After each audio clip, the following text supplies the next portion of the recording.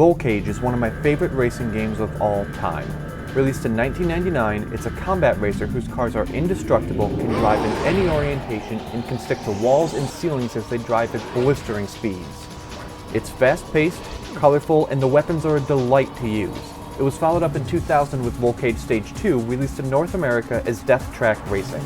I mean, that's what's printed on the box and the CD, but then you pop it in your drive and it still installs Rollcage Stage 2, so yeah, GG, Take-Two Interactive.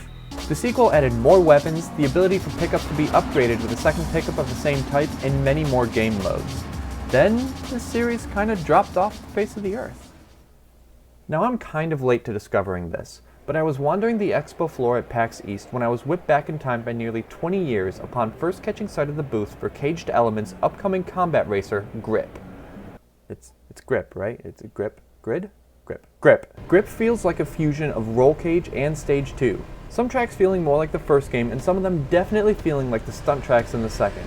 It was apparent to me that this game was either developed by a very rabid fan of the originals or by one of the original developers. And the answer, it turns out, is both. Chris Melanson is the driving force behind making a new game and had reached out to Robert Baker, a developer of the originals who had been maintaining games past the original publisher's end-of-life support, keeping them running on the latest systems over a dozen years later.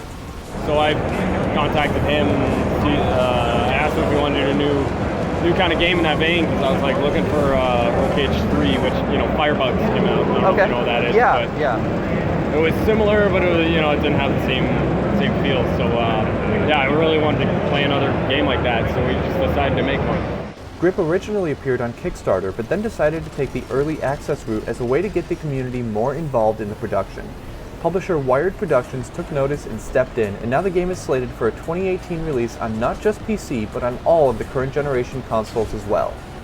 Yeah, we just got our publisher Wired Productions, and they've really helped us push the finish line, get it on all consoles and finish launch on PC. So yeah, it's gonna be a full-fledged game, way bigger than we previously imagined. Even the simplest tracks require memorizing their layout. At first this seemed like a ramp up in difficulty to me, but then I realized that tracks in the old games are so easy to me because I know them like the back of my hand. At what speed you need to launch off the left ramp in Outworld's Frontier to stay in control. How to manage the humps in Neoto City's crossover. Hint, skip them, take the wall. How to use the homing missile to get an insane, if uncontrollable launch off the homestretch ramp in Harpoon Island's Daytona.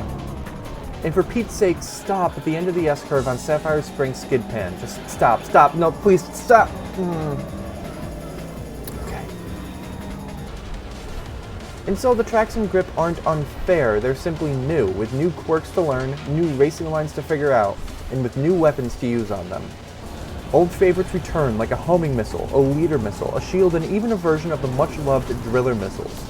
Weapons introduced in Stage 2 also come back, with a shockwave that forces other cars away and a machine gun.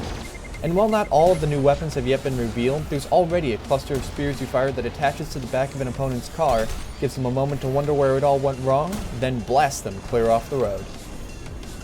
Added to these weapons are new features that help propel the game into the gaming environment of today, while still retaining that old-school Rollcage feel. Yeah, we just upgrade. I mean, Unreal Engine 4 obviously helps. So yeah, cool. He's got destructible cars on. We actually have an arena mode as well. We have a launch mechanic too, where you jump. It's basically a jump where you can launch from the floor to the ceiling or one wall to another. Yeah, there's and then the boost, like I said, so there's a few abilities that we've added. At first I found myself doubting the boost mechanic. I would outright forget to use it. However, I soon found it to be necessary. The cars are much slower to accelerate from a dead standstill, so having the extra speed really helps, even if it doesn't take you to the back of your seat. On a related note, the speed boost pickup, while certainly effective, also doesn't seem to pile it on like in the originals. Whether this is actually gameplay or just not great sound design to telegraph it that well, I can't quite say. I've so far found cars in Grip to accelerate more slowly and to be harder to wrestle into a turn, but again, it's also a different game engine and an updated way of doing things. The cars certainly feel more like the huge vehicles that they are, as opposed to the admittedly slightly more arcade-feeling handling of the original games. And I mean, Stage 2's late-game cars kind of swung too far in the opposite direction when it came to steering responsiveness and acceleration, so yeah, Houston, we have liftoff. These physics are quite realistic, oh, yeah. Believe it or not. And I think a lot of people come in and think that it's going to be a really arcadey racer, Mario Karty. There's nothing wrong with that, but we wanted to go a little heavier, a little grittier, and make it really edge of your seat kind of shit. Add to this, the grip will have an experience system, because of course it will, that will allow you to upgrade your cars. Whether this is just cosmetic or will also affect how your car handles, I can't yet say, but it's still something that allows for further personalization, so I'm very happy for it. Something else I'm happy for is a feature that is nearly unheard of these days. Grip will have local split-screen multiplayer. Local multiplayer, people, sound the alarm! When even continuing classic franchises like Halo drop local multiplayer, Grip pulls from its roots and will have 4-player split screen. Add to that the multiplayer matchmaking on Steam and the various console services, and I'm gonna find out I'm not nearly as good at these games as I think I am. Music has always played an important part of the Rollcage experience. I'm not an authority on music genres by any means, so please excuse the vague and perhaps outright incorrect terms I use to describe these soundtracks. Though separated by just a year, the soundtracks of the original games are very different, with Rollcage Stage 2's heavier electronica by Gary McKill complementing its darker and more aggressive visual style compared to the first game's ensemble soundtrack headlined by Fatboy Slim.